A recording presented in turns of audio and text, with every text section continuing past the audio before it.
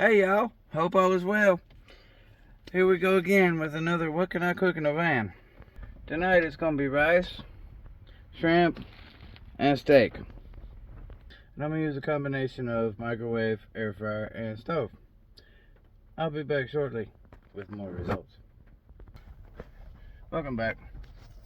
Got me a little butter getting warming up in the pan. I've already microwaved the 90-second long grain and wild rice. That's going to be our base. And yes, I understand that the shrimp was cooked, but it was frozen. So I threw it in the air fryer for a minute or two. And it's going to sit there while I go ahead and cook my steak. I've never used actual minced onion before. I've always diced up my own onions, but I bought some the other day. I'm going to try it out. A little bit of minced onion.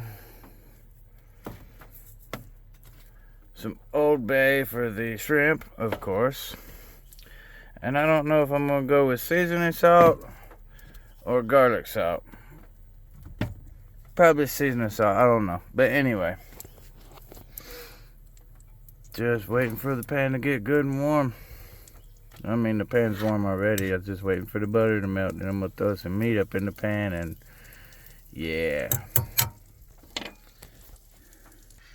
We'll be back shortly. Don't you just love the sound of a steak simmering in a pan? I know I do.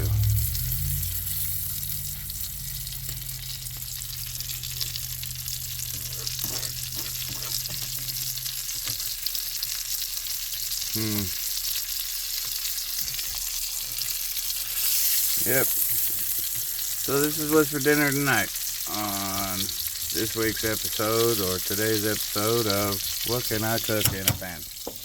And I went with the Lawry's seasoning salt instead of the garlic salt. Probably shouldn't have a drill battery that close to the stove. Just a little bit.